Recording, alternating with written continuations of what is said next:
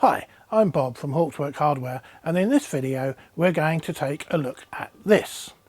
It's the new Hauptwerk Hardware tabletop organ controller, and by tabletop organ I mean one of these things. Now, I don't know if tabletop organ is the right name for it, but that's what I'm going to call it.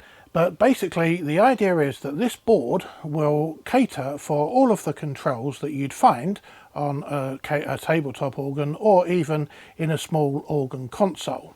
So it's got inputs for two matrix keyboards here. So you've got the pads for the rows and the columns. They're already built on board, so we don't need any external interfaces or anything. It's got the input for 32 lighted pistons along the bottom here on the right hand side. Well, my right, your left, I guess.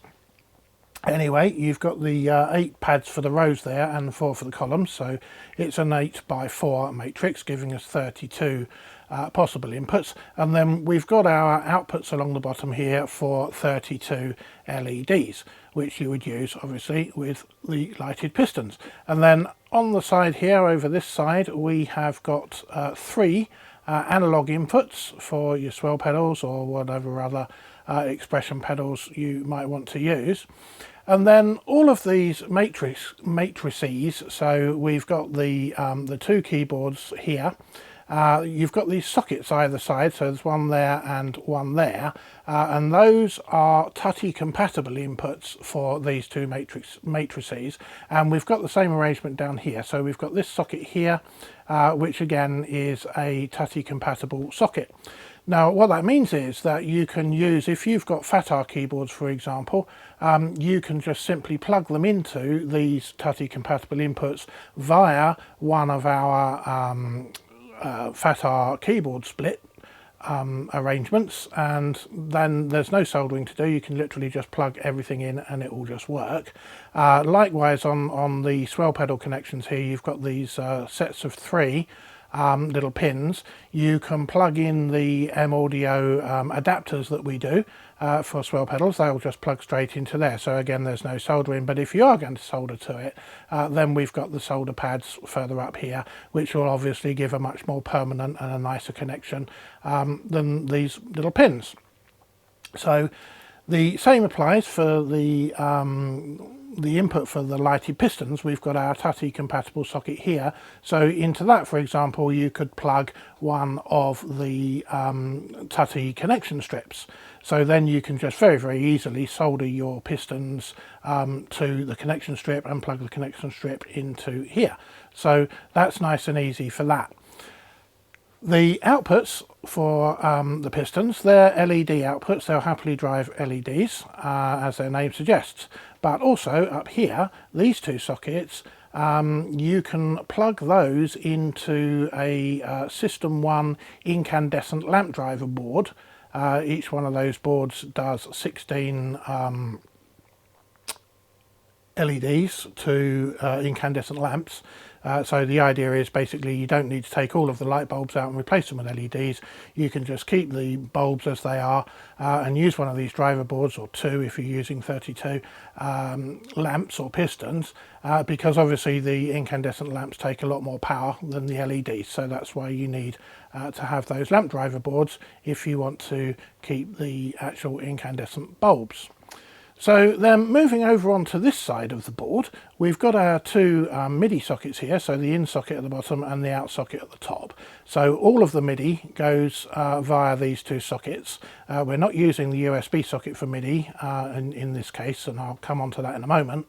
But we've got our 2 MIDI sockets there, and then on the same side above those we've got our matrix keyboard interface socket and our bus keyboard interface socket. Now these are System 1 compatible sockets, so you can use System 1 interfaces and just plug those into there, which you may want to do if your pedals, for example, have a bus interface on them.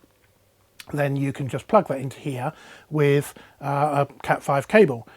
So that's nice and easy. It would be powered from here via that cable and everything. And likewise if you had a matrix arrangement on your pedals, so they can just plug in there. But this board actually supports up to 4 keyboards. be that pedal boards or manuals. So you could, if you wanted to, as I say, the first two are on board here and here, but you could add two more either matrix or bus interfaces that simply just plug into here, and that will give you up to 4 keyboards. So you could have a stack of 4 manuals, or you could have 3 manuals and pedals, or of course you could just leave it as it is, you don't plug anything into here, and just have 2 manuals like the one that I'm going to show you in a minute. So I think that pretty much covers all of that.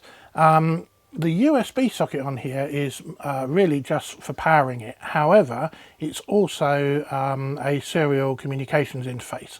So you can plug this into your computer when you're setting everything up, and you can see from this it will tell you exactly what's going on. It'll say what's been received on what inputs on which matrices. It'll show you the analog inputs, what's received on that.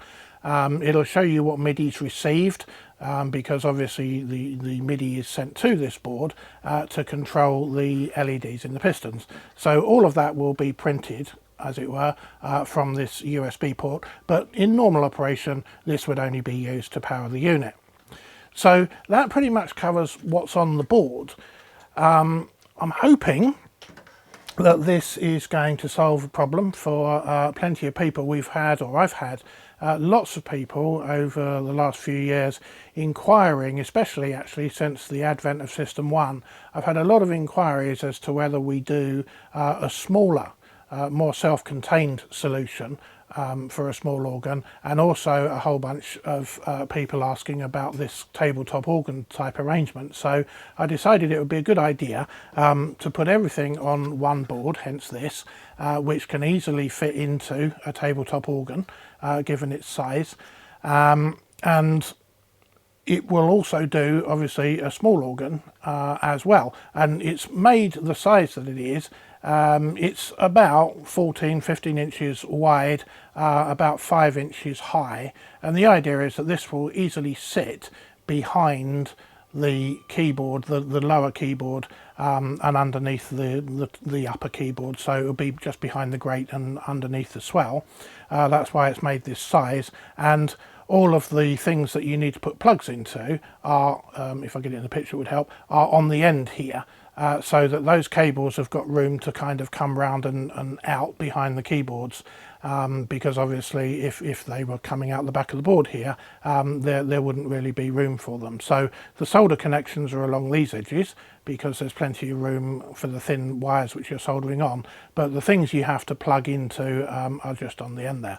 So hopefully that covers that, because before the advent of this, it was quite expensive and it took up a lot of space if you wanted to build something which had lighted pistons or lighted stops, because the only solution really was either separate controllers for the pistons, separate controller for the keyboards and so on, or the System 1 solution, which requires the main board and then you'd have your keyboard interfaces and so on. So that took up a lot of room and it was much more expensive than a single board like this. So I'm hoping that this will solve problems for everybody. So what I'm going to do in this video, I'm going to take a look at how I used this new tabletop organ controller to actually build the tabletop organ, if that's the right name for it, that we've got on the bench here. So let's take a closer look. So this is the little device I'm talking about, and basically all this is a pair of keyboards which you can get on eBay, well, that's, fairly cheaply. That's where these came from. And then I've just added some kind of schoolboy woodwork around those and made a wooden base for it to go on. Very, very simple. No special tools or anything or equipment needed. I literally just bought these strips of wood from the hardware store, and just cut them to size with a regular saw, and screwed everything together.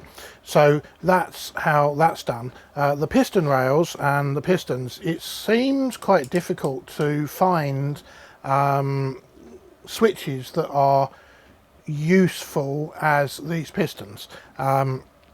certainly without paying an absolute fortune for them. The ones that you can buy from companies like Kimber Allen, I think they're nearly £20 each.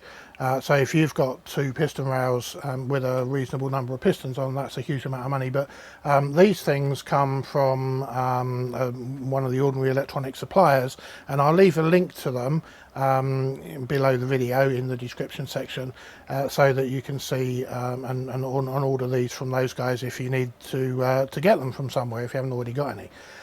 So that'll take care of those. The wooden rails that they're on are just, I've not fixed this bottom one in, so you'll be able to see how that works. So just drilled a bunch of holes, put the pistons through, screwed the nuts on the back, and then these brackets are just glued with epoxy to the back, and then this will well, the lower manual I'll probably screw onto the base. The upper manual is screwed onto, and glued actually, onto the bottom rail of the keyboard. So that makes that fairly straightforward. So what I'm going to do is take this apart, and we'll get the keyboard on the bench, and we'll get one of these piston rails over there, and we'll get the keyboard working first of all, and then we'll wire up the piston rail and get that working, and then we can fit everything into the organ itself, or whatever you want to call this thing. Tabletop organ? I don't know. I'm sure it's got a name, I don't know what it is. And we'll go from there. So let's get these bits dismantled and onto the bench. Okay, so I've got the stop rail on the bench now. I've had to zoom the camera right out so that we can get the whole thing in shot, and I'm not going to leave it like that for very long. I just wanted to show you that that's the stop rail. We've just glued these, or I've just glued these little brackets onto the back, so obviously we can bolt this down to the baseboard of the tabletop organ controller, and on for the Swell manual, the top manual, these are actually screwed to the bottom rail of the keyboard. So this is just a piece of strip wood from a local hardware DIY emporium, cut to length, and I've just drilled the holes in it and put these stops in there, or pistons I should say. So what I'm going to do is get this wired up. So we're going to wire this up as a matrix, obviously, because the inputs on the tabletop organ controller are a matrix configuration for the pistons. So it's an 8x4 matrix that we're going to be using. So the way I'm going to do this is the first 1, 2, 3, 4, 5, 6, 7, 8 pistons, they're going to be column 1, and then the next 8, so 1, 2, 3, 4, 5, 6, 7, 8, as far as the rows are concerned, those will just be connected directly to these, but with a diode on each one to make it a diode matrix, and then these will all be column 2. And then we've got 1 and 2 here of the next one, which is column 3. Those will connect to 1 and 2 as far as the rows are concerned, and this will be column 3. So that's how that's going to work.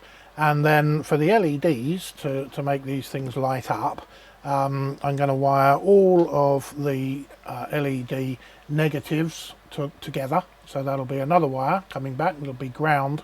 And then the LED positives will connect to the LED outputs on our tabletop organ controller board. So I'm going to zoom in now so that we can see the connections on the back of these. So one moment. Right, okay, so we're zoomed in, and if we just look at one of these switches, which we're using as our pistons, we've got 5 connections to them. So there's one there, one there. Those 2 are for the LED. And I don't think you can see it very well, if at all, on here, but this one is marked with a negative sort of indication just there, and this one is marked with a positive indication, which I think you can see. So obviously that's positive and negative for the LEDs. So all of the negatives we're going to connect together, we said, and we'll run a separate wire back from each positive. So that will give us a nice little loom of 18 wires coming from this particular piston rail. Then we've got these other 3. So what we're going to do with those, these are marked up, if I can catch it right in the light so that it's visible on the camera, but you've got C, NO and NC. So that what that means is common, normally open and normally closed. So we're going to be using the common and the normally open, which means that when we press the piston it will connect this to this, which is what we want. So I'm going to connect a diode to each of these first of all, and then I'm going to connect them, as we said, into 3 columns of 8. So what that means is just that the let's say the one on the right here, we'll connect 8 of these together, and then we'll connect the next 8 to a different column, and so on. And then all of the rows will just connect number 1 to number 1, number 2 to number 2, and so on via these diodes. So that's what I'm going to do next. It's going to be difficult to get all of that on camera, because this thing is so big and all my bench is so small, however you care to look at it. But either way, if we're zoomed out that far, then you won't really be able to see what I'm doing. So I shall not bother doing that on camera, but I'll get all this wired up and then we'll come back to it and look at what we've got once I've finished that bit.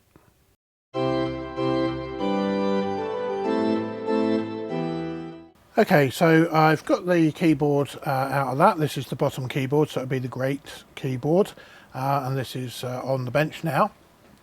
I've got the wire that comes, the ribbon cable coming from this keyboard, and this, I've cut the plug off the end of this now. This had that little 16-way plug on the end, which we plugged into here. This is the keyboard analyzer, which we saw in the previous video, but I'll insert that bit of video here now, just so you can see what we did and how we use this to work out what the connections are to this wire. So I'll insert that video now. It asks us to press and hold C1. So on the keyboard, that's exactly what we do. We press down C1 and it tells us that it's found it. It tells us that the cathode is pin 18 and the anode is pin 10, and then it asks us to release the key. So when we release it, it then asks to press and hold C sharp 1. So we do that, and it tells us the connections to that, release the key, then D1, and then release the key, and so on. And we just do this, working our way up the keyboard as it asks us to do. And we do this all the way along, so we can wander along the keyboard. And what it's doing now is it's just analysing every key we press and working out what the connections are for that particular key. So when we get to the end, it's asking for press and hold C6. So when we do, it sees that, we release it, and it knows, because we told it that it had 61 keys. So now it says press enter to return to the menu, which we do. So the next thing we want to do is display our connection results, because we've analysed it now and we want to see what the connections are. So if we press number 3 and enter, it tells us that there are 8 rows and 8 columns, which is sensible. That makes perfect sense, because there are 16 wires coming from this thing, and it tells us which pin is which function. So row 0, pin 10, 1, 16 and so on. So we've got our 8 rows, and it goes up to 7, but we're starting at 0, so that gives us 8, not 1, 2, 3, 4, 5, 6 and 7. So these are the pins that those rows connect to. And then we've got the same information for the columns. So column 0 is pin 18, 1 is 5, 2 is 6 and so on.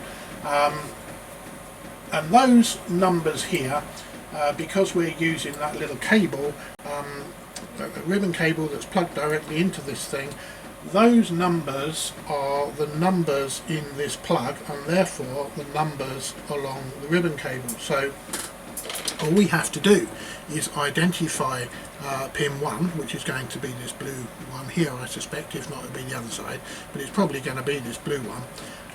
But once we've identified pin 1, then we know what each one of those wires is, and it's then very, very easy to connect that up to our other board which we had.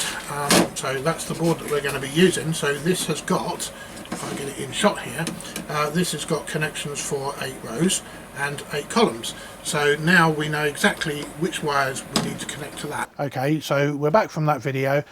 We've got this wire now. The bit with the blue stripe down it is pin number 1 or core number 1, whatever you want to call it, and it's they just run through from there. So we know what all the different connections are now. So what I'm going to do is, I think if we can stand this up on end without knocking everything over, hopefully, something like that, then we can get this cable out here. If we bring in our tabletop organ controller, so we've got our keyboard connections along the back here. So we've got keyboard 1 rows, which is that one, and keyboard 1 columns. So all we've got to do is connect this ribbon cable to our keyboard 1 rows and columns.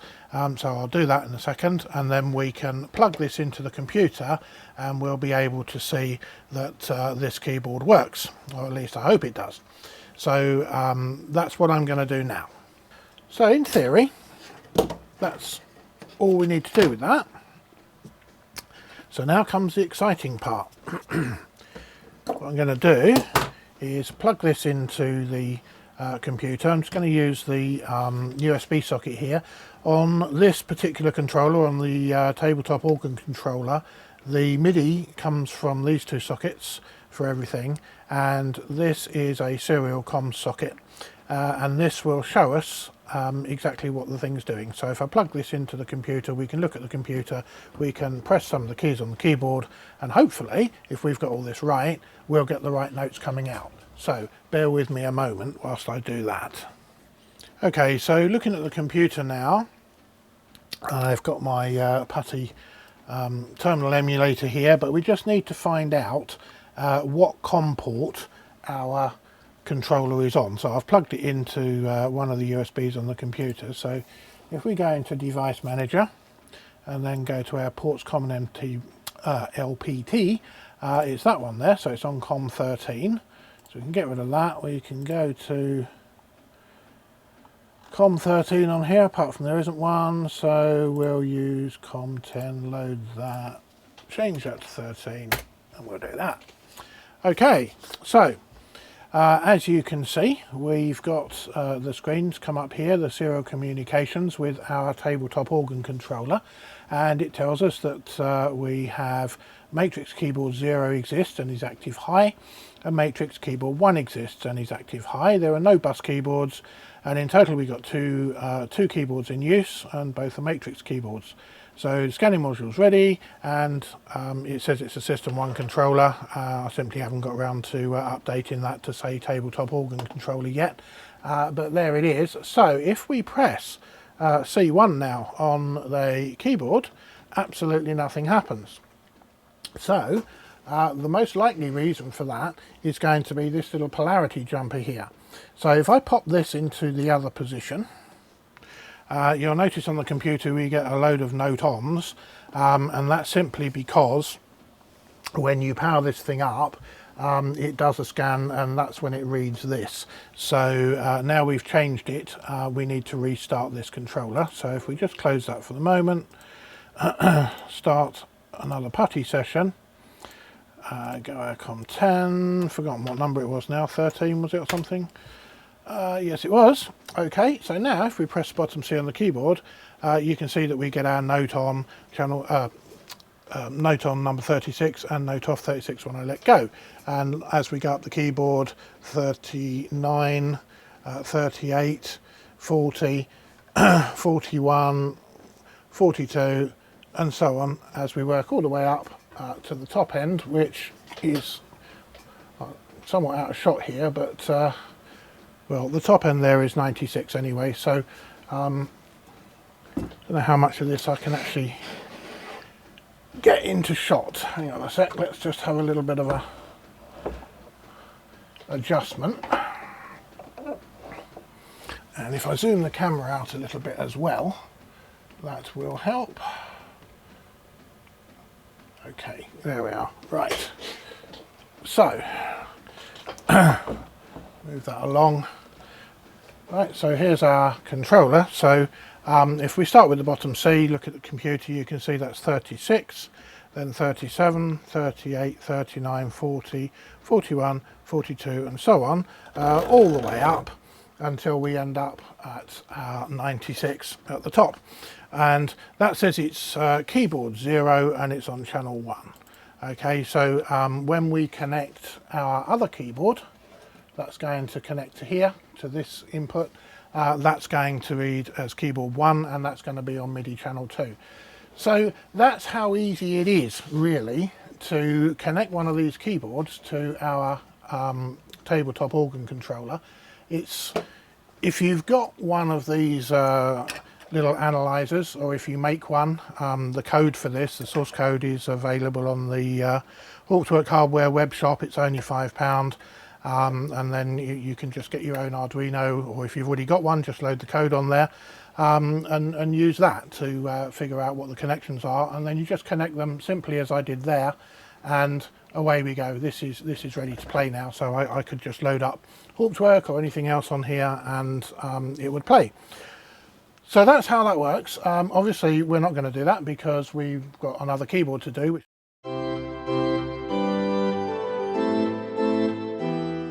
Okay, I just wanted to look quickly at this second keyboard. This is going to be the Swell keyboard, but it's got this socket underneath, which is actually just an old integrated circuit socket.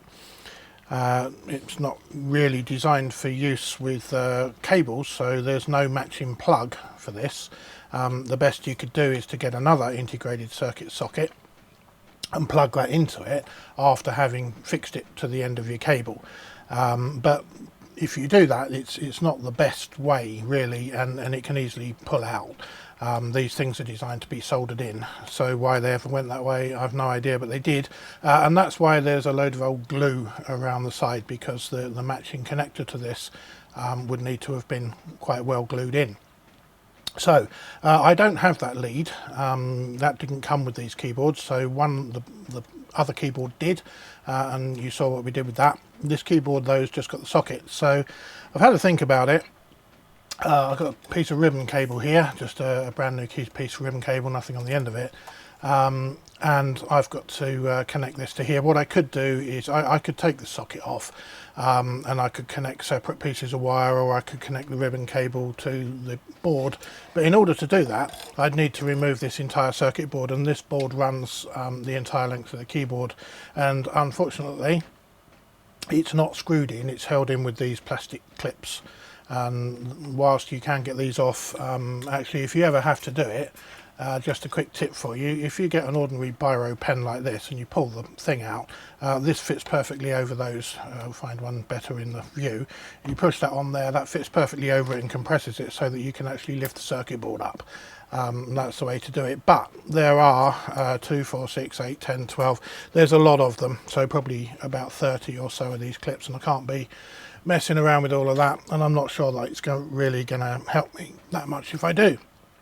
So the plan is, what I think I'm going to do is I'm going to bare the end of all of these wires, and I'm actually going to solder them to the little metal parts inside here.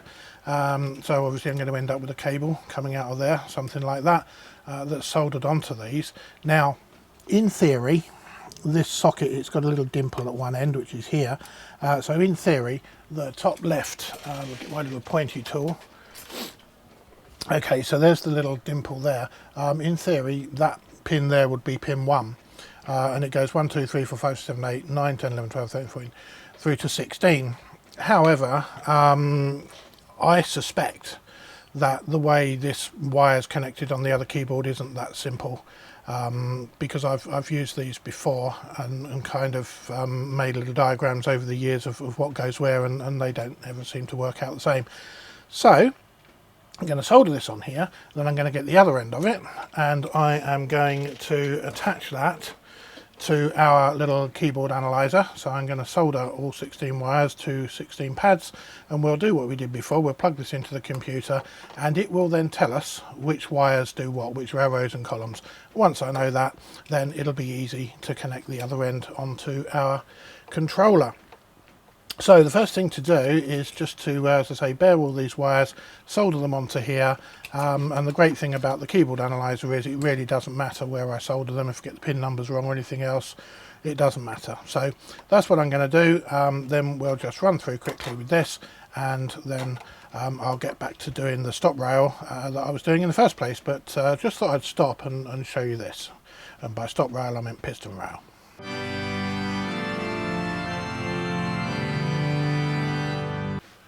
Just whilst I'm doing this cable, preparing this, so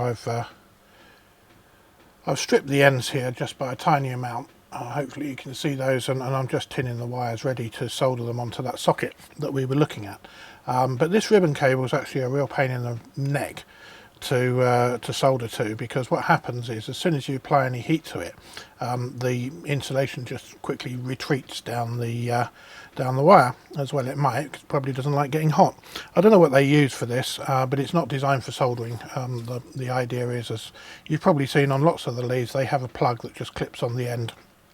It's called an IDC plug, insulation displacement connector is what it really stands for, and it just presses on and little pins push their way through this insulation. So it's not designed for soldering. So a little tip to make soldering a bit more easy with this is when you strip the end of it, just strip the tiniest little amount. So hopefully, if you can see that at all, it's just the smallest. It shows better on there.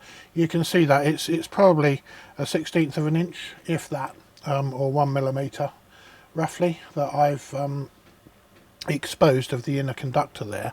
And then what happens is when you put the soldering iron on it, if I can get the thing in shot, because it's still zoomed in quite a long way here, but at the bottom of the picture we can just about see what's happening. So as soon as I touch this with the solder, only for a second or so, but that then retreats, and you can see we've now got at least double. There's an 1/8 of an inch there, maybe 3 or 4mm of inner conductor that's visible. So that's the way to do that. Don't strip back the amount you want, because it will disappear and you'll end up with double the amount. And the ratio does seem to stay about the same actually. If you were to strip 1/4 of an inch of that, by the time you'd soldered that, you'd have 1/2 an inch, and it would just disappear back down here and make it all much harder to do. So just a little tip, hopefully that will help someone. Okay, so I've got a piece of cable all prepared now to solder it onto this socket. So what I'm going to do is just fill each one of these holes, if you like, because it is a socket, so they are holes, and just fill them with solder. You have to do it fairly quickly, otherwise you end up melting the plastic, which is really not what we want to do. But we just fill them up with solder like that.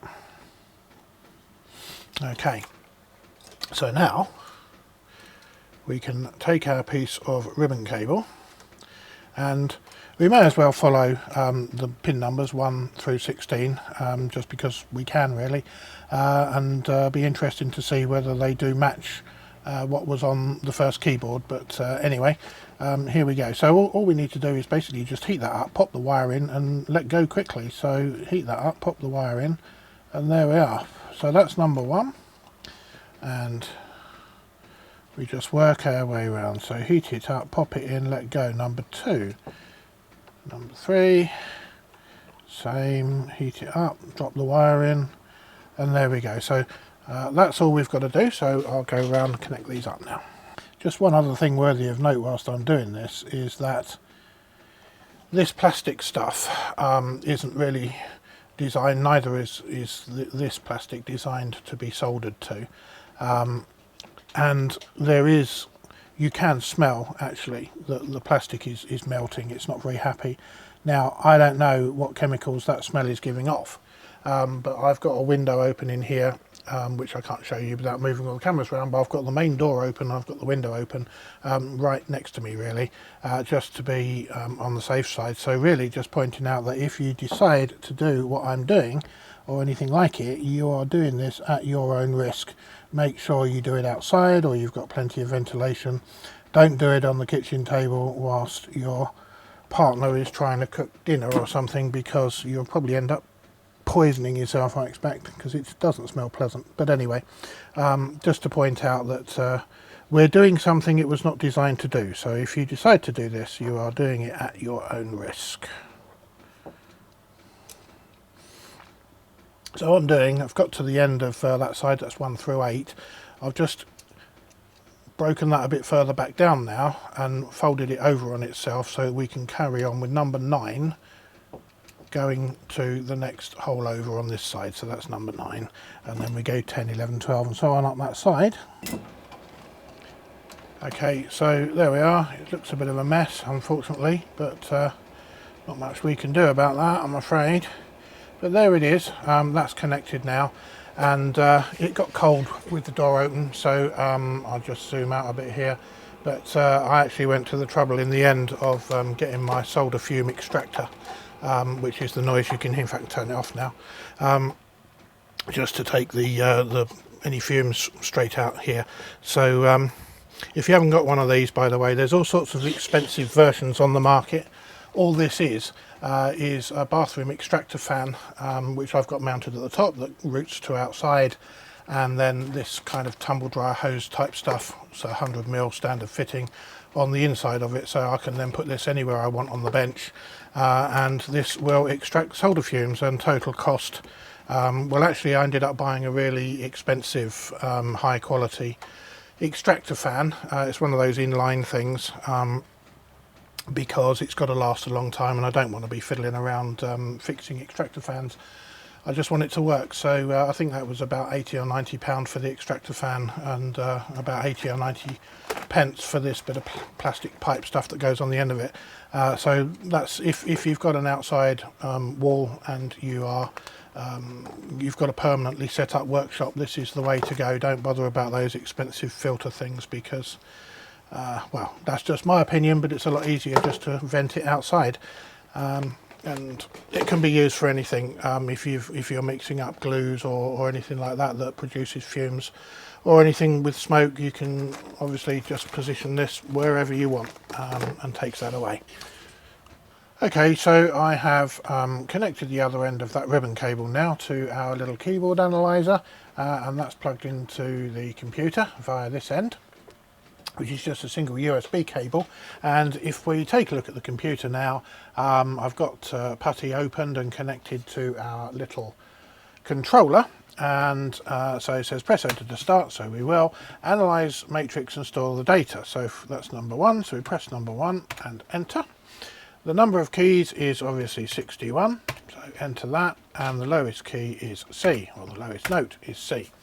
So it clears the memory and asks us, as before, to work our way up the keyboard. So C1, yes, sharp, D, D sharp, E, and so on. So I'm just going to work my way along here. Okay, so this should be the last key. There we are. So, actually no, it's not. Press and hold C6. Right. So somewhere along there I missed a key. I know that because it asked me to, when I got to the last key, it had the wrong number on the screen here. So what I'm going to do, press enter to return to menu. We might as well just have a look and see what it thinks we've got. So if we do display connection, that's number 3. Now that's probably going to be correct. But just to be on the safe side, I'm going to do it again because it costs nothing to do and it takes no time. So if we go back to number 1, analyze that, 61 keys, and starting on C. Okay, so this time I'm just going to move that back so I can get to the keys more easily, and we'll have another go. So C, C sharp, and I managed to press 2 keys at once, but never mind, it's asking us for D, so that's okay. D, D sharp, E, and so on. So we work our way along. Surprising how easy it is to manage to either press the wrong key or 2 keys at once, which is a problem I seem to have when I'm trying to play the thing as well, which is why I stick to this rather than playing it. Right, so we're correct now. Press and hold C6, which I've done, and release all keys. So we've done that. Press enter, number 3, and that's our results. So now we know exactly what these wires are. So on this little board, I've wired these in the normal order, so that's pin 1, or rather cable 1, lead 1, wire 1, whatever you want to call it, designated by the red mark, and they're just all in order, 2, 3, 4, 5 through to 16, and that's what these little output numbers refer to here. So we know that row 1 is on number 4, row 2 is on 15, and so on. So all we've got to do is to connect these wires to our controller in exactly this order. So row 1 will be pin 4, row 2 will be pin 15, and so on, and we know what we're doing with that. Now the next thing is, you could say, well, we better write all this down, because I'm not going to do that immediately. The next thing I'm going to do is come back to our piston rail and get that wired up. So by the time I've done that, should I write all this information down? Well, actually I don't need to, because press enter. It's stored in memory now. It's stored in the non-volatile memory, so I can take this away, disconnect it and everything, and then when I'm ready, I've just got to plug it back into the computer.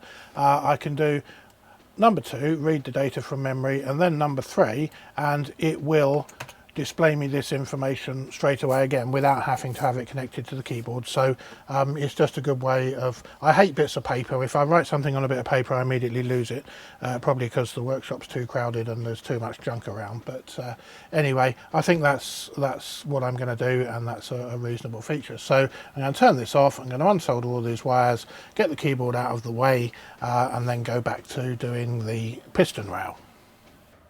Okay, so in order to connect our piston rail to this little tabletop organ, obviously the piston rail goes at the front here underneath these keys, which you now can't see because that's just tucked in down there, but the wires from it are going to have to come back and connect up to our tabletop organ controller board. So along the back here we've got our 32 outputs for the LEDs, and then next to that we've got our 8 rows and 4 columns for our matrix input. We've already got the lower manual, this manual here, the grate I suppose you'd call it, connected to the controller here, and the controller's just placed, I haven't fixed it down yet, but I've just placed that into position over there.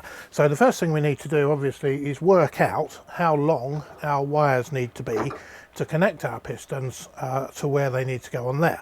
So what I'm going to do for that is, if I just take the furthest piston, if you like, this one, so I'm going to measure the length along here, round here and along here, and then that will give me like the longest cable run that I need. And because cable's cheap and because I like to make it look as neat as I can, I'm probably going to cut all of the cables as I go along to be pretty much that same length, and then we can just adjust this end. Most I'm going to have to cut off is about 1 foot to make them all fit in there neatly. So I should just grab a roller cable, and all I'm going to do is literally just going to stretch it around here, cut it off, and then I shall cut each piece the same when I wire these up on the bench. So I'll just grab some cable. Okay, cable grabbed.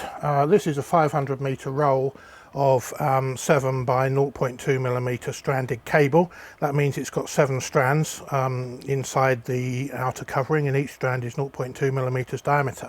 This is good stuff because you can bend it around, it doesn't snap, you can bend it left and right, up and down all day long, and it won't damage it, and it's easy to work with. So this is a 500 meter roll, and it's quite cheap. I can't remember what this cost, probably maybe about 40 or 50 pounds, something like that, for the whole roll. So 500 meters, it does get used up quite quickly, but it's easily the best way of buying it for this sort of job. You can buy 100 meters at a time, but if you think that the keyboard's nearly 1 meter long, and if you're running from one to the other and you do that 100 times, that's all your cable used up. Well, if you've got 3 manuals, it's very easy to use all that cable up very quickly. So I'm just going to pull some off, put that down there, and if I take this end, as I said, it's going to go from this side of the keyboard, so it's going to run along the keyboard. It's then going to run to the back like that, and then it's going to run along to here, and that is the longest run. So I'm going to cut that off there. I'm going to take this piston rail to the bench, and I'm going to start wiring it up, and all the wires I'm going to aim for roughly that length. Okay, so I said I wasn't going to do this on camera. I'm just ready to start wiring up this piston rail now. So just thought I'd point out though, the first thing I'm going to do And I think probably what I'll do is I'll show you bits of this as I go along, because it's all very tedious and very samey. So if I just show you the different kind of bits of it, and then we'll get through it a lot quicker. So first thing I'm going to do, the LEDs on these things, the connections to those, as we said earlier, you've got these 2 pins at the outer side of the each switch here. And the one at the bottom, which seems to be kind of the one on its own, if you like, that's the ground for the LED, and this one is the supply plus volts for the LED, and then the 3 in the middle of the switch. So the first thing I'm going to do is just connect all the grounds together all the way along, and I'm just going to use some ordinary solid cord tinned copper wire for that, because it's a lot easier. We don't need to worry about it touching anything. It's just a ground wire, and it's not going near any metalwork, and even if it did, it's ground. The nearest bit of metalwork is the bottom of the keyboard, which this connects to, this fixes to. So even if it touches that doesn't matter. In fact, it's probably a good thing. So that's the first thing to do. So let's get this wire run. I'm just going to run it all the way along the whole thing. And just a tip for those as may not have done this before, obviously I've unrolled this wire from this reel of cable, and I've got plenty of it now. So what I'm going to do is just going to cut that off, and we put the end of the wire through the little hole at the top of the reel, just to stop the whole thing going ping and unraveling everywhere. So we can put that out of the way now, that's not going anywhere. But this cable, obviously, or wire, it's kind of all over the shop and all springy because it's been wound on that reel. So what we can do to make this much nicer and easier to work with is if we grab one end of it in a pair of pliers and just fold it over like that, and we grab the other end of it in another pair of pliers and we fold that over like that, and then we just stretch this, whoops, preferably without letting go of the first end. Let's get that back in our pliers. So we can just stretch this now, and when you feel it just give that little bit, that will now remain in a straight line. I don't know if you can see it there, but that little stretch takes all of those bends out of it. So now it's nice and easy that we can, the end that we bent, there's a right angle that went through the pliers there, we can pop that through the hole of the first contact, and then we can just bring this wire all the way along.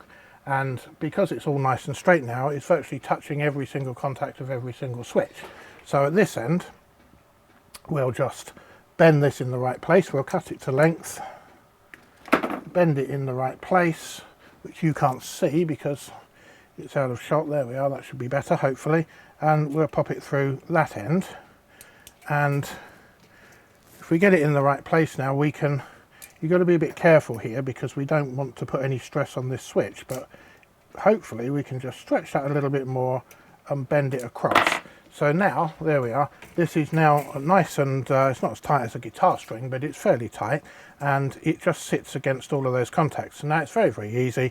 We can just run along it with a soldering iron and some solder. We don't have to worry about putting it through the holes in each one of these because it's going to sit right next to them. And the other thing which is quite useful with this, what I want to do, these little contacts, they stick out quite a long way actually. I'd say they were probably 6-7 millimeters that they stick out from the back of the switch, and the holes are obviously at the far end. So I'd like to try and make them take up as smaller amount of space as possible so they don't get hit by the bottom of the keys or anything like that. So what I'm actually going to do is I'm going to keep this wire nice and close to the switch body, and then I'm going to cut the remainder of these off once I've soldered them, so it just keeps the whole thing in a little bit. So let's go ahead and get that done now. So that's got the first one, and I've pushed it down close to the switch, and obviously because that's held down quite low, the next one, if I do the one at this end, which is disappearing out of shot again, but if I do the same thing at this end here, so we just solder that on, hold it down. So now it's held down nice and low along all of those, so I can just whiz along with the iron, and that'll be where I want them. Okay, so there we are, that's the our ground wire connected all the way along, and as I said, what I can do now, just do these, well, I may as well start at the end and just work my way along. The last one, I've put the wire through the hole in the piston, so that's going to have to remain full length, but the others, as I say, I've kept the wire close to the body of the switch. So now I can just go along and cut off all the excess of these tabs. And again at this end, that one's connected to the actual hole in the back of the tab. So if we look at it from this side now, we can see if I put my finger in there, for example, there's, I don't know how well that shows up on the camera because it reflects the light quite a lot, but it's very much closer to the body of the switch than these other bits. So that's all it takes really, quick and easy, just to stick that bit of wire along there. So that's the first thing we do. The next thing I'm going to do is to connect a wire to the positive side of each of the LEDs, and I can do a similar sort of arrangement again, connect it close or solder it close to the body, and then I can just cut off the excess of the tabs. So that's going to give me, I think there are what, 18 switches on here. Obviously there's an LED in each switch, so that'll be 18 pieces of wire that we'll have coming out to connect back to our organ controller, tabletop organ controller. So we'll go ahead with that bit. So that's our first one. Now, I just want to mention, I said about measuring the length for this wire. Obviously, and I can't get it all in shot here, so okay, this is connected to the first piston there, but the piston at the other end, if I can move it along, this piston here is roughly a metre closer, if you like. So the cable, however much cable I've got left here, that's the amount that I need for each of the pistons. So when I connect this piston, for example, it's only going to need a little short bit on it like this. So what I'll actually do is, as I do each one, I'll just pull the cable out, get them all the same length, and then just cut them all to be the same length as this one at this end, if that makes sense, because then I won't be wasting loads of cable as I'm moving along the actual keyboard or piston rail. Okay, so I have got all these wires onto the positive side of the LEDs now. There's 18 LEDs and there's 18 wires. There will be another one for the ground connection, which I shall put on later. But for the meantime, or in the meantime, just after soldering all that lot on and going through that, it might be time for a little bit of light-hearted relief, a little bit of fun. So I've connected the ground from my power supply to the common ground wire that runs along the bottom, and if I stand these up and balance them on the reel of solder, obviously I've got this bunch of wires here. Now I've marked all of these, as you can probably see, with a little Sharpie, just put my own little marks on them so that I know which ones go where. And the system that I've used for doing this is just, if I can find the first one, well, that's probably a good example. If I can hold that up to the camera, hopefully we can see there's one horizontal line and 4 vertical ones. So the system I'm using is 1 vertical line for number 1, 2 for number 2, 3 for number 3, 4 for number 4, and then a horizontal line for number 5. So that is 5 and 4, so that's number 9. And these are counting from right to left.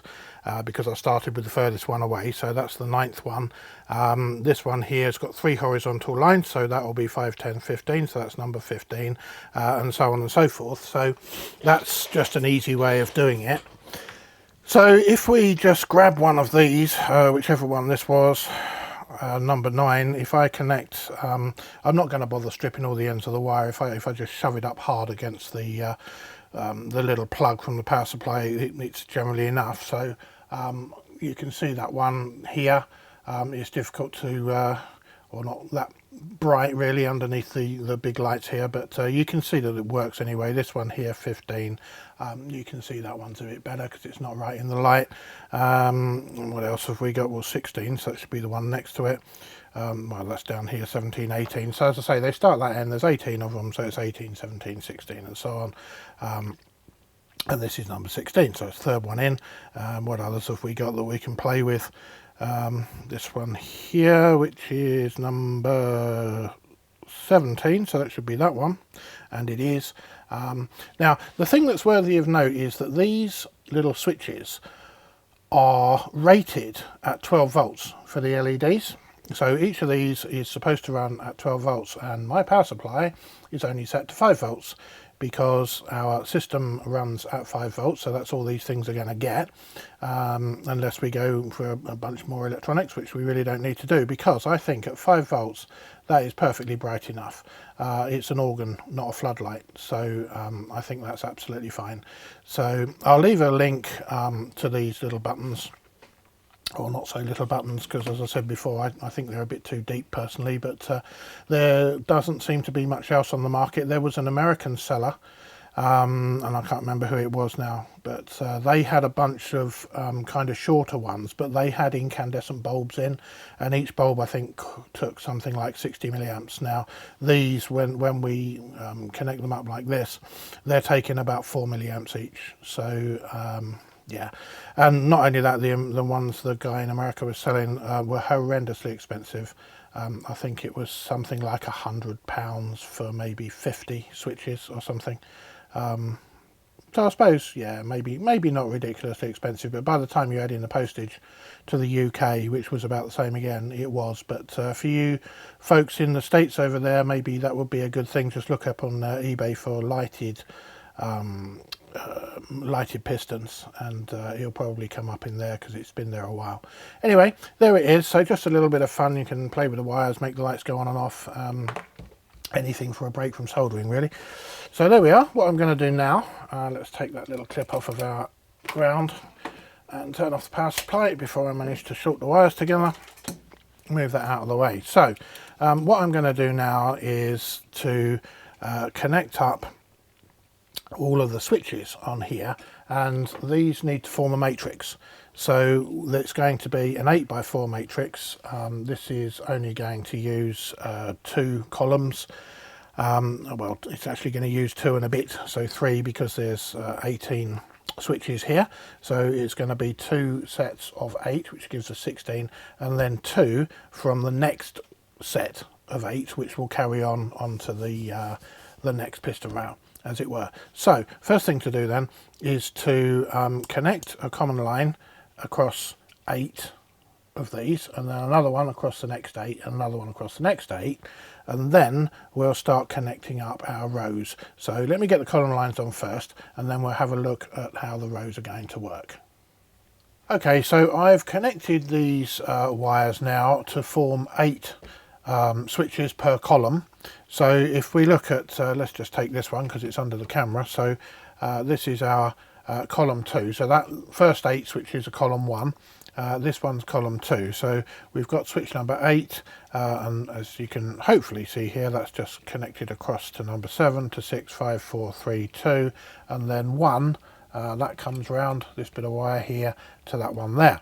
And then the first 8 switches are done exactly the same way, and then the last 2 they're done the same there. So we've now got our 3 columns, or common lines, or whatever you want to call them, to distinguish them at the other end from all of our LEDs. These ones I showed you earlier, I've got my little coding system all done in blue Sharpie. So what I've done here is I've used a red Sharpie to distinguish the switches from the LEDs, and I've used a slightly different system for our columns. So to distinguish this, like our rows are just going to be 1 through 8, and we'll use the same system but in red. But because they're columns, what I've done, where's the camera? Over there.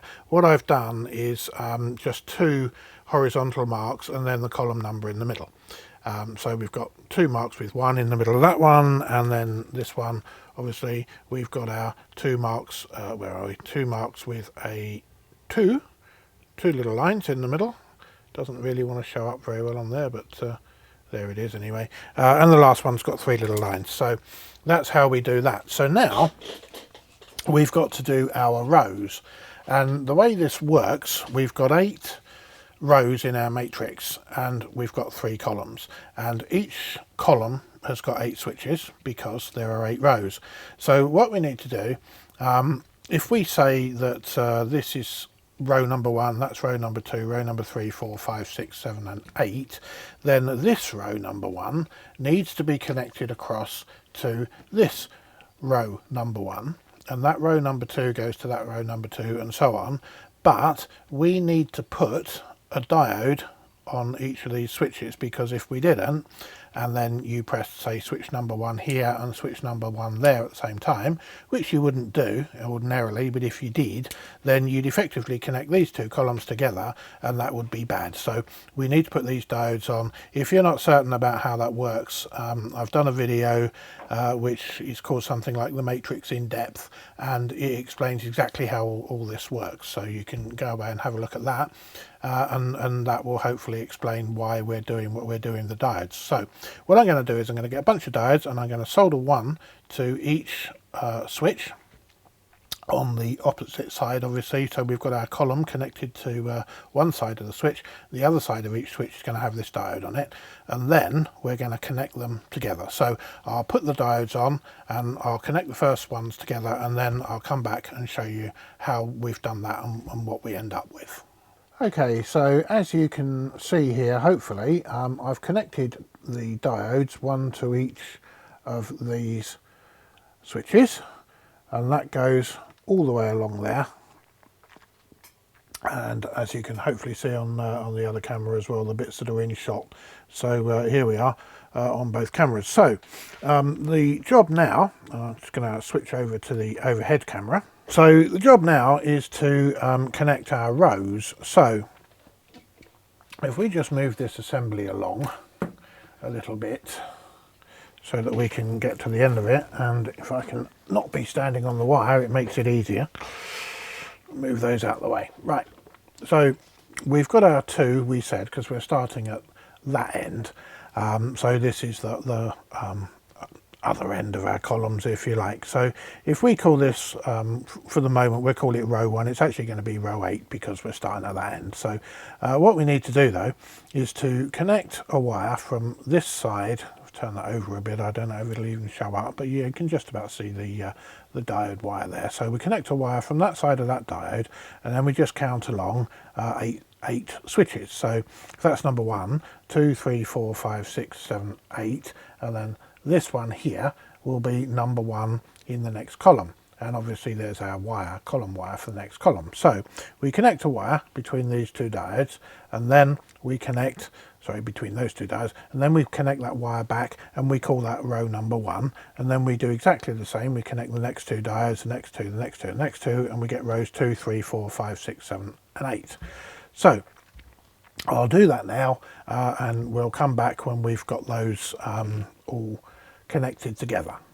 Okay, so I've wired the rows together now on here. So if we just take a look at where we are.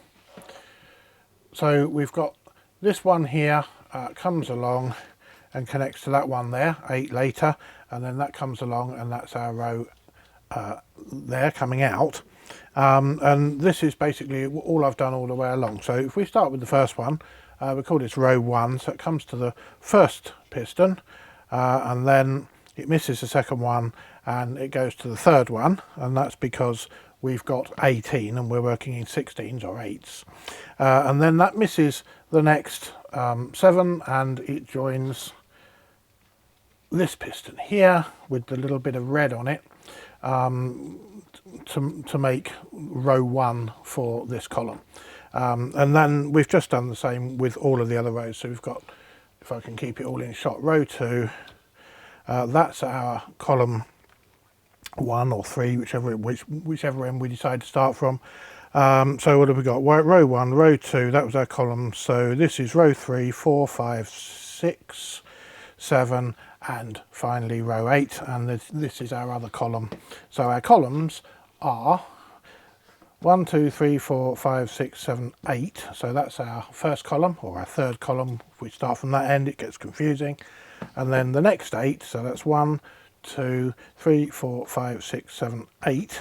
That's our next column, which comes out here. That's that wire. And then we've got 2 rows in the third column, and that's the column wire is this one, and the rows are those 2.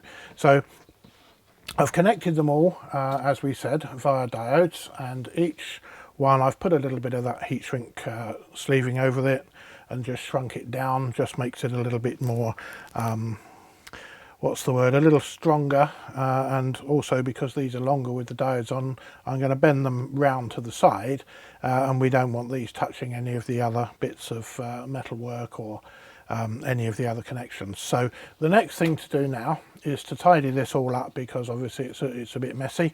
So I shall tidy up all these wires, and then we'll be ready to install this in our little tabletop organ, and then all we've got to do is sort out all of these wires that we've got coming out of here. So I'll tidy all this lot up, I'll give you a quick look at that, and then we'll pop it back into the organ and we'll look at connecting it together. Okay, so I've tidied this all up now, just laced all the wires in. It just makes it a lot neater and keeps them all out of the way. So I've carried it on around the corner. It's easier to lace the corner in as a corner, because if you try and bend this stuff afterwards, it obviously alters the distance between these, and it kind of goes a bit wrong. Anyway, that's all done. So this is ready now to pop back into our tabletop organ. Obviously this goes underneath the grate, and everything's wired up. We've got the free end of all of our wires here, which we're going to connect up to our tabletop controller board. And it looks a little bit daunting, there's a lot of wires here, but we've been along and we've marked them all as we've gone, so it should be fairly straightforward to put it all together. And also I've left plenty of length in them, so we can just cut these exactly right to fit along that printed circuit board at the back there, and hopefully keep everything looking all neat and tidy. So that's the next thing to do. I shall get this back into the organ. I'm going to mount it down onto the baseboard of the tabletop organ, as it were, and then the keyboard will come down on top of it, the grate. And then for the Swell keyboard, we've got another one of these which I'll wire up, which I'm not going to bother doing on camera because it'll be exactly the same as this, but slightly less pistons, and that's actually fixed to the bottom of the Swell keyboard, which will obviously sit on top of the grate. So let's get this into the organ, and then we'll take a look at wiring it up so that we know how to do that bit. And then once we've done that, I'll do the one for the Swell keyboard, and then we're pretty much there, hopefully, for this this little tabletop organ. After that we can look at our pedal board, how we're going to do that, and our Swell pedal, and make sure everything works really. So that's the next thing to do. Next time you see this, it will be in the organ. Okay, so I have bolted down this encoder board now, and the keyboard's fixed down to the baseboard also, and I've run this little cable loom from the piston rail that we've just looked at. That's fixed down here along the side of the inside of the keyboard cheek, and fixed down with just one of those little P-clips. So out of the end of that we've got all of these wires that we looked at before.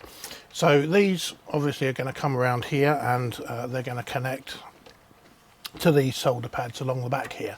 So this starts, we've got our piston rows and columns at this end, so I'll probably do those first, and then we've got our LEDs for the pistons starting at number 1 this end, going up to 32 that end. So what we're going to do with this is the left hand side piston we're going to have as number 1, and we're going to go 2, 3, 4, 5 all the way through, and then on the Swell keyboard, obviously, which will be above this, we'll carry that on. This goes from 1 to 18, and then we'll carry that on with 19 to 32. So we're going to be connecting to contacts 1 through 18. So we've got, these are in blocks of 8, so we've got 8, 16, and there'll be 2 onto that one, which will take care of all of these wires. And then we've got the rest of them which will be going on the Swell keyboard, or the piston rail for the Swell keyboard. The matrix for the actual keyboard itself is connected here. We saw that at the very beginning, so I haven't touched that at all. That's exactly how it was. I thought this cable was going to be too short, but as it happened it was just right, so that just sits nicely underneath the keyboard, which is, as I say, it's now fixed down. So what I'm going to do, we've got our little coding system. I've got to be quite zoomed out with this to get it in the picture. The camera is fixed, it can't go left and right, otherwise I could move it across this way a bit and zoom in, but I can't do that because it only zooms in here without rebuilding half the infrastructure of the workshop, which I'm not going to do. So first thing I'm going to do is sort these wires out into our rows and columns, which you'll remember are our red marked wires, and our LEDs, which are our blue marked wires. So I think the majority of these are red ones, which they are. There's an odd wire in here somewhere which is longer than the rest and is not marked at all, which is probably one of these, most likely that one, and that's our ground wire for the LEDs. So we'll deal with that in a minute when we start on the LEDs. For the moment I'll just pop that out of the way. So I've got to go through all these wires now, which isn't going to be very exciting, so I will fast forward through this bit, and we'll come back when I've sorted out the rows and columns, and we'll connect those on. Okay, so I've sorted these out now. These are our rows 1 through 8, so just pop those down there for a minute, and these are our columns 1 through 3, and then our LEDs are kind of routed off around there out of the way for the minute, and then that's the LED ground up there. So we'll worry about those in a minute, but first things first, we'll do the columns. So we want to keep this nice and neat if we can, and it's very tempting to put those wires in there because that's just where they naturally fall, and that would be really nice. And it would be really nice until we go to put the back cover on and find that this is where the back cover goes and the wires are all in the way. So we can't do that.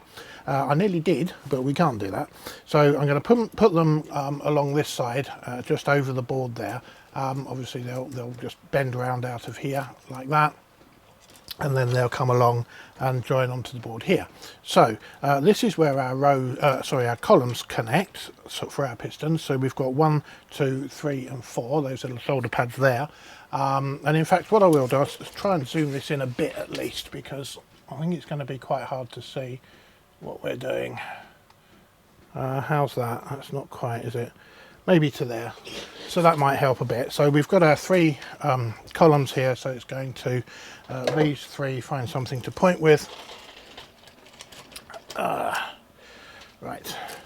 So these are going to these 3 connections here, column 1, column 2, column 3, and then after that we're going to do rows 1 through 8 along here. So that's the first thing to do. I'm going to, as I say, run the wires along here and then cut them off and connect them so that they go something like that. And then when I've finished, we'll tidy them all up like we did along with the others there. So I'll come back when I've done that. Okay, so that's our 3 pistons connected. So now the next thing is to connect these 8 rows. So we'll do that and I'll come back when that's complete. Here we are then. So I've connected these wires now for the rows and for the columns. So that's the matrix for our little thumb pistons taken care of. So all that's left now is we have the wires here for all the LEDs. So we've got 18 of these, which we need to connect to the first 18 of these pads along here, and then we've got this one wire left over here for the ground. So I'll probably do the ground wire first because that's nice and easy, and all I'm going to do is I'm going to connect it there. We've got 4 ground pads and we've got 4 5-volt supply pads, or VCC. So I'm going to connect this ground wire obviously to one of the ground pads, so I can just run this along with those other wires and then bring it up there nice and neatly, something like that. And then I'll just connect these along for the LEDs. So I'll come back when we've done that. Okay, so I've got these wires now all connected, just as we said we would. So we've got our columns, 3 columns under here, then we've got our 8 rows, then we've got our 18 LEDs along this side here. We've got our keyboard wire as before there. So that's all done and ready to go. So I thought it might be interesting at this point to plug this thing in and just give it a bit of a test, make sure that it's all working okay.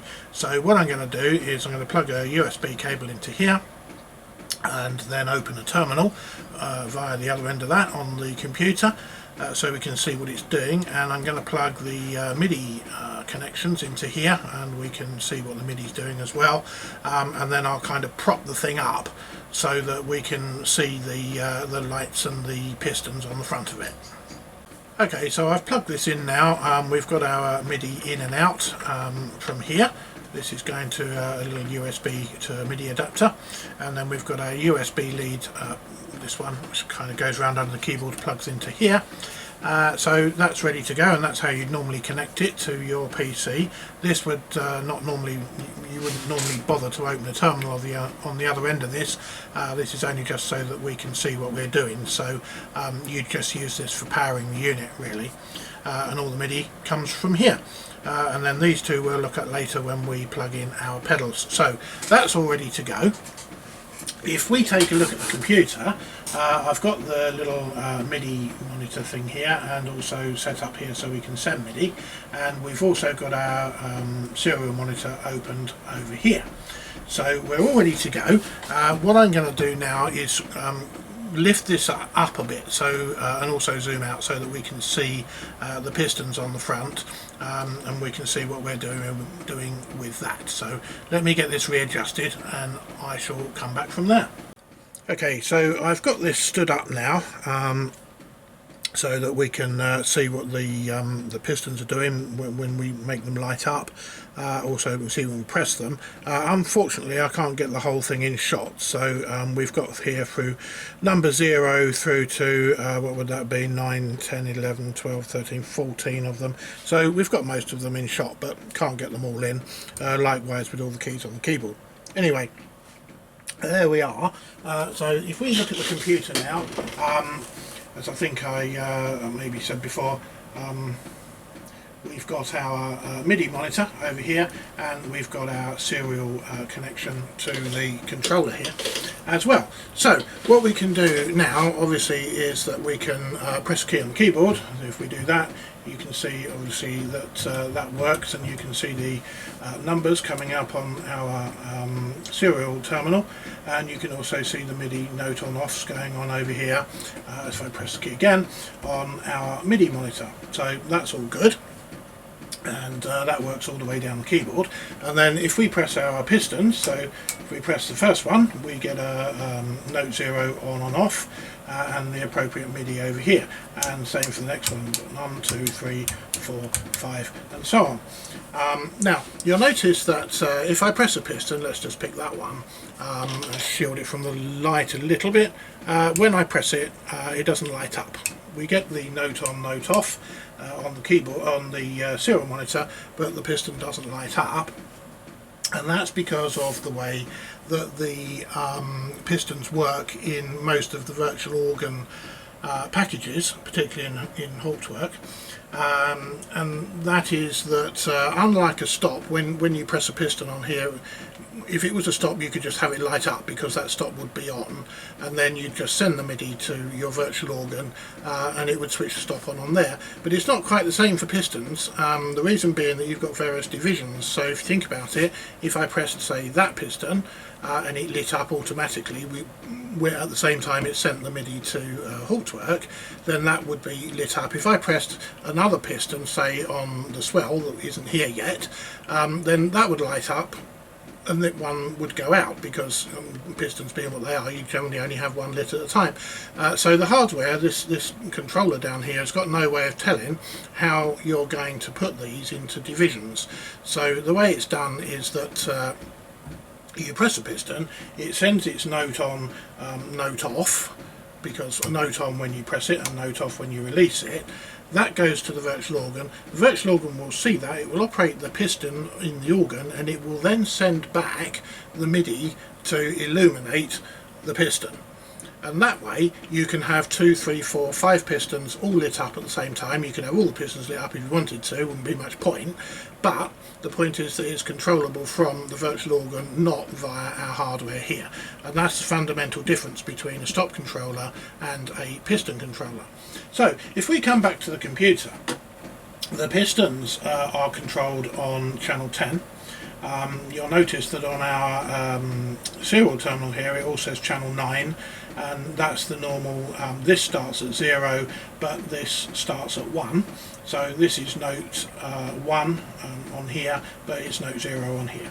So if we send a note 0 on, then hopefully, if I can shield the light a little bit, you can see, well, if I turn it on and off a couple of times anyway, you can see this light here goes on and off. Likewise if I do number 2, and I can actually just run this up the keyboard and you'll see those lights coming on.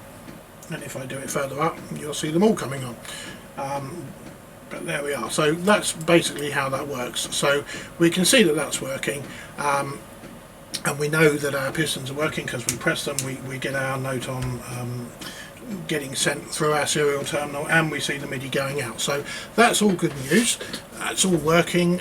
So what I'm going to do now is I'm going to wire up the stop rail for the Swell keyboard, and then I'm going to make a little lead to connect the Swell keyboard itself to our keyboard matrix, and then we'll wire up the connect the stop rail from the Swell keyboard as well to the remaining inputs that we've got on this board. Now I haven't tidied up any of this wiring yet, and the reason for that is obviously we've got more to add to it when we do the Swell, so it's going to be a lot easier to get all of this completely finished before we tidy it up at all. And I know from this angle you can't see it, but this is where it is down the bottom here. I can try, this is quite tricky to move around without knocking everything on the floor and generally destroying the workshop, because it's quite big for this little bit of bench. But anyway, this is what I'm talking about here. So this wiring, so I haven't really done an awful lot with, just wired it in. You can see the remaining connections here that we're going to connect to. The rows will duplicate, so we'll be connecting 2 wires to each one of these rows pads, if you like. We've already got 1 wire, which is for obviously the piston rail for the grate, and then there'll be another wire coming along which will sit on top of these for the Swell, and likewise for the last 2 columns, because we've got one column completely unused and 1 column where we've only used 2 notes, so obviously we'll be using those as well. So that's the next thing to do. I shall unplug all of this, get it out of the way, wire up the next stop rail and get that ready. I shan't bother filming any of that because it's going to be exactly the same as the one we've just done on the front of here, but once it's wired up, and the same for the keyboard, that's going to be identical to this, so we'll just do that as well. So I'm going to get everything wired up, and then when I've done that I'll mount the Swell keyboard on top of here, and then we'll come back at that point. It's going to be quite tricky to see this, but yeah, I'm not sure. May come back before I fix the Swell keyboard down, because obviously that's going to sit here and it's going to cover this up to some degree, but I'll see how it looks on the camera, what we can see, and make a decision then. But anyway, this is all done, this all works. So we have a 1 manual organ with some pistons that work, so we're going in the right direction. Okay, so I have got everything back together here, kind of, precariously balanced, as you can probably see. The Swell keyboard just standing on top of the keyboard cheek for the grate there, and we've got the wires coming out here, which obviously are going to connect to our control board. And then at the top, just to be on the safe side, I've kind of tied it off with a bit of wire just to make sure it can't fall over. There isn't really much room to do it any other way other than to actually put it on top of the other keyboard where it's supposed to be, but if I do that, then it comes right the way back to here and completely covers this, so we won't be able to see what I'm doing. So the thing to do now then is connect up these wires, and we'll do those just the same as we did with the bottom ones, but we just carry these on. We've got these extra unused inputs here, and then obviously the matrix will connect over the top of the existing one for the grate keyboard, and the columns are kind of hidden underneath these wires here. So that's the next thing to do. Once I've done that, we'll come back and make sure that it all works. The actual piston rail I've got, obviously it's all wired up now, but what I've done to fix it to the bottom of the Swell keyboard is that I've just used these little brackets which are held onto the piston rail with epoxy, and then at this side they're kind of held vaguely in place by a nut, bolt and washer, but that can't go, they're not long enough for that to go right through them, so it just goes up to them and they're pinched under the washer, and then I've just put a load of glue around that and let that set overnight. And then also at the very ends where they join onto the keyboard cheeks, I've just put some glue in there as well. So it's all it's fairly strong, not too bad at all. But obviously you have to do the wiring first, which I've done, and that's all ready now. So we'll go ahead, connect that up and see where we go from there. Okay, so I've got all this wired in now, connected from this second keyboard, and I've neatened it all up with a little bit more cable management here. And if we look at the keyboard, that's all, it's going to be impossible to see really any of the pistons working, so I'm not going to look at that in a minute. Just to say though that this cable, which we looked at earlier for the keyboard, that's connected in here. So that's done as we saw from our little keyboard analyzer. All I did was just connect these to the correct rows and columns, so that's fine. And I've got it connected up, plugged into the computer here, and into a MIDI interface there. So what I'm going to do now is to lower this keyboard down as it's supposed to be, so that they're on top of each other. That's going to cover all this up, so we won't be able to see this anymore. But we'll be able to obviously make sure the keys work and make sure the piston lights work, and then I'll probably just connect it up to Hauptwerk briefly, just so that we can see how everything does work. Now, the other thing worthy of note is that obviously all of these connections to this board are kind of hidden away under this now, and if you want to use this thing on a kind of regular basis, obviously you'd have to have these wires connected and then drill holes either in the back or in the base to get these wires out now. So what I'm going to do in the back panel, I've got some little extension lead things from Amazon, which I'll just show you. Okay, so that's these things here, and the idea is that I haven't opened these yet, but my plan is that these are MIDI sockets that will obviously mount onto the back panel, and then on the inside they've just got a regular MIDI plug, so I can plug these into here. I've got two of them obviously, and in and out, and then pop these on the back panel, so that'll make it much more user friendly and nice and easy, and it'll hopefully look half decent. So that's those. I've also got one of these things, which is a horrible little screws. We'll get rid of those, but this is a USB type B connector, so that's exactly the same as this connector here, and on this side it's got a type A connector. Now I've got a pretty much unlimited supply of these very short blue leads, because they come with these development boards. So what I can do is plug the plug from one of those into there, then pop this onto the back panel, and then obviously the this plug will plug into this board here, and this is probably about just the right length to do that with, so that'll be nice. And then the only other thing we need is the connections for the swell pedal. Now those are over here. This will support up to 3 swell pedals. We're only going to be using one, so we have got I don't know where I put it now. Here it is. I have got, I'm just going to use one of these XLR type connectors because it requires 3 pins. As you can see, there's 3 pins on these. So again, that's going to go onto the back panel, and that'll wire back to here. So that'll be nice. And then finally, the last one to go on the back panel, our pedal board is going to plug into, it's got a System 1 bus keyboard interface on the pedal board.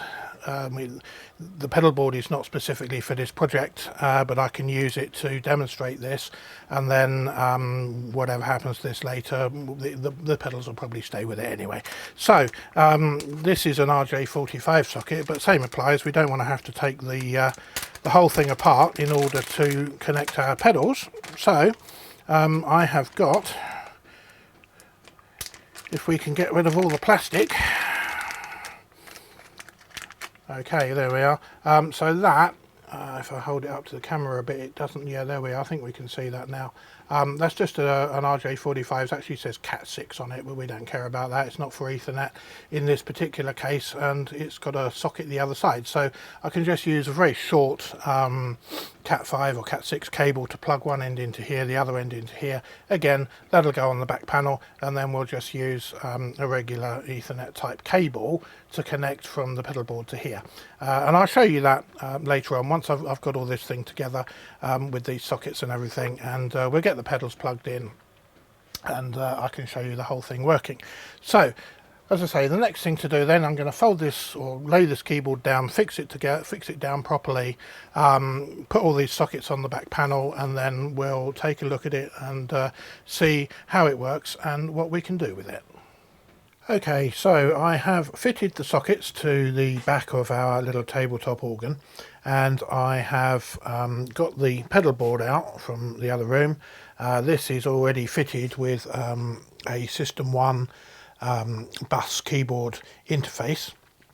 So all I had to do was just plug that in using a Cat5 cable, which whizzes around here and goes into the RJ45 socket at the end, and then inside that's plugged into the bus keyboard socket, another RJ45 socket on the side of the tabletop organ controller. Then we've got our two MIDIs, so MIDI in and MIDI out.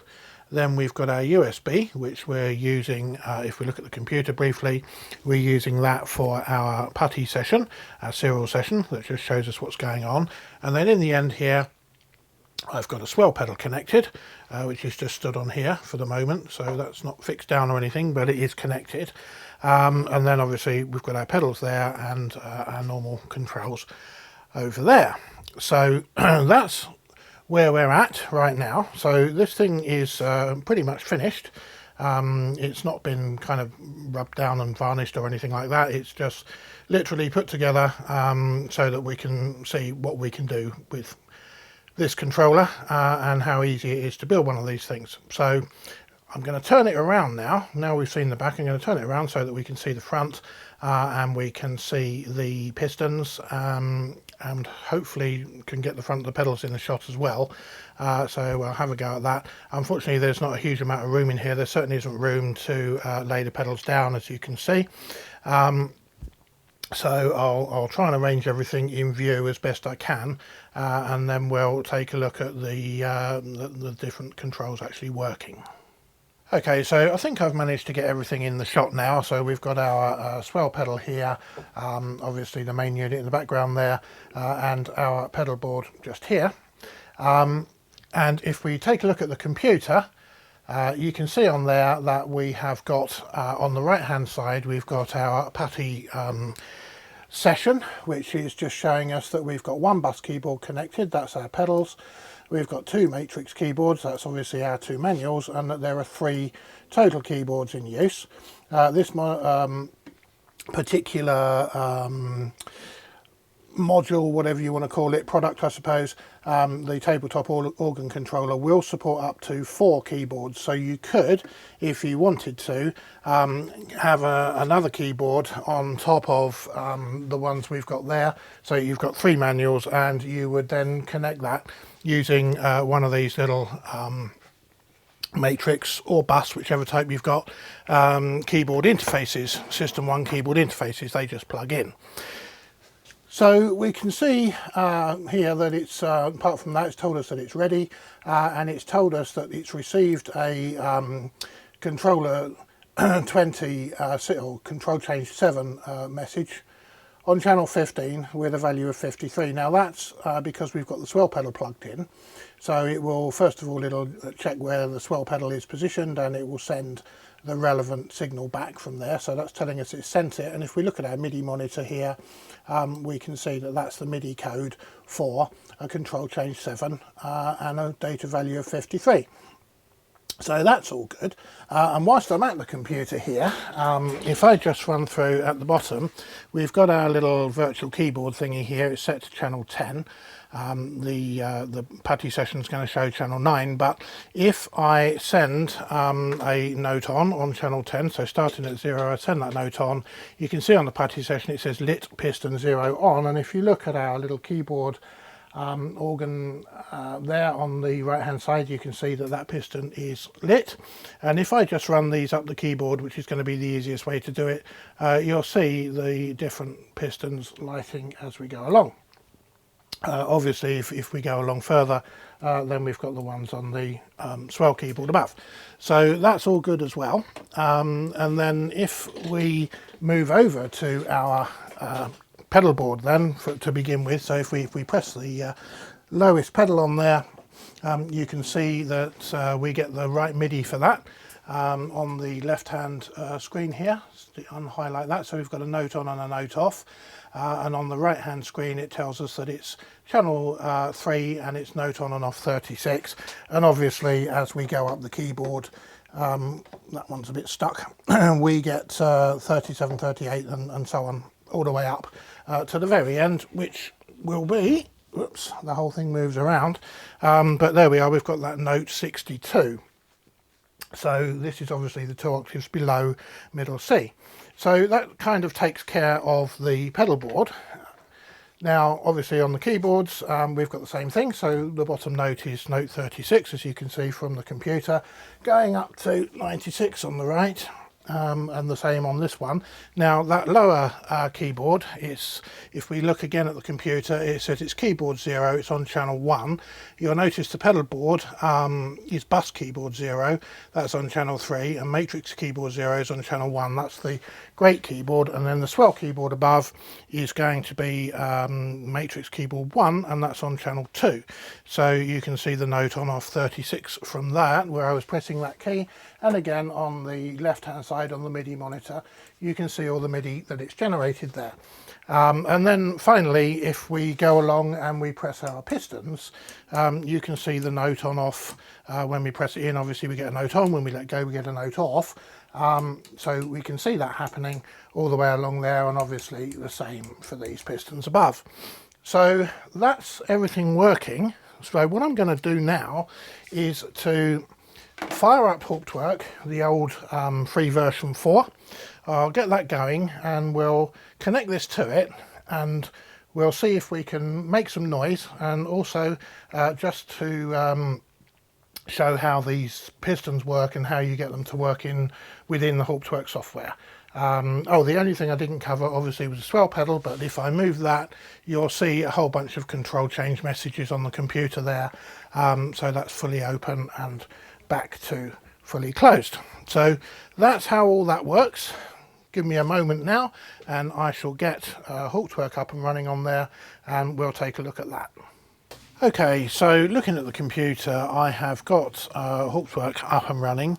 I've set up the scoped pistons. The reason for that is that the pistons here on the St Anne's organ are not capable of sending signals to light pistons. The reason being obviously that these are depicted as just ordinary thumb pistons that don't light up in this original organ, so it's not possible for them to send signals to light up our pistons. So I've set up just the first 3 just to prove that it works really as scoped pistons. If you want to know how to do that, I did a tutorial about it. I think it's all about pistons or something like that. If you want to look through my videos, it's in there somewhere. And that, I think in that one I show you how to do it. Also, if you want a more in-depth sort of view about them, Richard McVeigh in Beauty in Sound, he does a very, very good tutorial as well on YouTube, so you can search for that and find him. Anyway, as I say, I've just set up the first 3.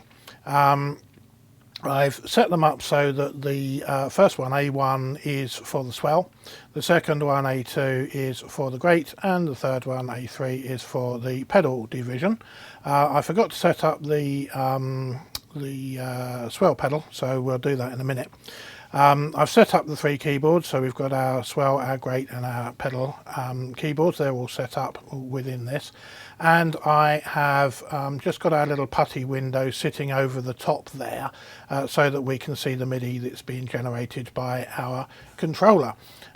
So if I come across now to the actual keyboards themselves, and if I play some notes on the keyboard, obviously we don't hear anything, likewise on the pedals, because there are no stops out. However, if I now press piston, so that's for the Swell. So if you look at the computer again, you can see the MIDI that I've been sending by doing what I've done, and you can see now that we've got some Swell stops on. So now if I press some notes, you can hear obviously that that's working, nothing on the Great as yet. However, if I now do the same for the Great, which I think I put on that one, then we've got some notes from that. And finally the pedals I've put on this one. So now if I press a couple of pedals, some of these are a bit not great because they've been sat out in the shed for a considerable amount of time. However, they do mostly work. So that's okay. We can see that works. I've also set up general cancel, which is that one. So now we're back to silence. You'll notice that this doesn't light up, and I've done that on purpose. And the way I did it, if we come back to the computer, is I have actually set the MIDI to be this general cancel button here. Because to my mind, you don't really need general cancel to light up. If you really wanted it to, then you can just set a scope piston with everything off, and it will light up if you wanted to do that, but I'm not sure that you would really. So that's how that works. Obviously, if you set the piston from the screen here, you'll see on the actual physical unit that piston lights up. Likewise for A2 and A3, and we can play the thing from here as you'd expect. So that's all working really as I think you'd expect it to work. We can cancel that, all our pistons go out. Obviously you can set all of the pistons up the same way, just using all the different scope pistons. I think there are 50 scope pistons available within Hauptwerk. We've only got 32 on our little organ there, so that's all good. So the last thing to do is to set up the Swell pedal, and I can never remember which one it is, so hold on.